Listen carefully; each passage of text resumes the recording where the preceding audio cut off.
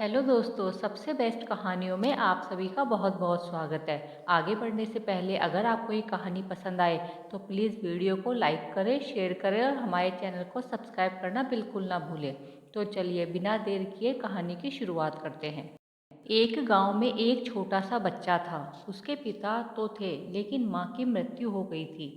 पिता सारा दिन काम करता और अपने बेटे को पाल पोस कर बड़ा करता है। वह सारे सुख अपने बेटे को देता है जो एक माँ दे सकती थी। उस पिता ने कभी कुछ नहीं मांगा, सिर्फ इतना ही मांगा कि मेरे बेटे को कोई परेशानी ना हो। दिन बीतते गए, बेटा पढ़ लिख कर अच्छा जॉब भी करने लगता है और वह शहर में रहने लगता है। कुछ दिन बाद वह अपने पिता से मिलने आता है और कहता है, पापा मुझे कुछ पैसों की ज़रूरत है। मैं चाहता हूँ कि शहर में ही ज़मीन लेकर अपना घर बना लूँ। पिता इस बात को सुनकर बहुत खुश होते हैं। सोचते हैं कि मेरा बेटा है, एक ना एक दिन नाम करेगा। जिंदगी भर की बचाई हुई पूंजी को निकालकर अपने बेटे को दे देते हैं। बेटा शहर चला जाता है और उन पैसों से अपना घर बना लेता है। पिता इधर इंतजार करता रहता है कि मेरा बेटा फिर से आएगा, एक ना एक दिन तो मेरे पास आएगा ही, जाएगा कहाँ। उसके पास अब कोई नहीं जाता था क्योंकि ना ही अब उस पिता के पास पैसे थे और ना ही रहने का जगह थी। कुछ दिन बाद बेटा फिर लौटकर आता है और अपने पिता से कहता है, पापा अब आप दादाजी बनने वाले हैं। पिता को बहुत खुशी होती है। इस बात को सुनकर वह कहते हैं कि तू मुझे मेरी बहू और पोते से कब मिलाएगा। बेटा कहता है, बस पापा थोड़े दिन और। पापा मुझे कुछ पैसों की ज़रूरत है क्योंकि आजकल थोड़ा जॉब में खींच पीच हो रहा है, जिसके कारण से मुझे कुछ दिन के लिए सस्पेंड कर दिया गया है। पिता के पास कुछ नहीं रहता है अब देने के लिए, लेकिन फिर भी कहता है, अच्छा बेटा तू रुक, मैं अभी आया कुछ पैसों का बंदोबस्त करके।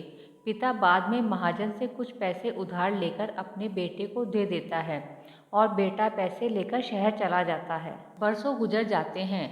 पिता सोचते हैं कि मैं तो अब दादाजी बन गया हूँगा, मेरा बेटा पता नहीं मेरे नाती को लेकर कब आएगा। फिर सोचने लगते हैं, समय नहीं मिलता होगा इसलिए मेरा बेटा अभी तक आया नहीं, वरना आया जरूर होता। तब तक महाजन दो तीन आदमी को लेकर उस पिता के घर पर आता है और कहता है कि आप वादे के मुताबिक मैं पूरे 3 महीने बाद आया हूँ, अपने पैसे ले जाने। पिता कहते हैं, मेरे पास पैसे नहीं है देने के लिए। महाजन कहता है, जब पैसे देने नहीं थे तो आपने मुझसे उधार क्यों लिया। तभी पिता कहते हैं, ठीक है रुको, मैं तुम्हारे लिए पैसों का बंदोबस्त करके आता हूँ। और वहाँ के नज़दीकी अस्पताल में चले जाते हैं। वहाँ जाकर ना ब्लड डोनेट करते हैं और अपनी एक किडनी बेच देते हैं और उस महाजन का कर्जा चुकता कर देते हैं। किडनी बेचने के बाद उनकी स्थिति और भी खराब हो जाती है और वह उस राह में जी रहे होते हैं कि मेरा बेटा एक दिन आएगा जरूर। इस आस में जीते जीते एक दिन पिता की मृत्यु हो जाती है, परंतु उस बेटे को अपने पिता को आग देना भी नसीब नहीं हुआ। दोस्तों ये थी हमारी आज की कहानी। आपका क्या कहना है इस कहानी के बारे में, कमेंट करके हमें ज़रूर बताएं।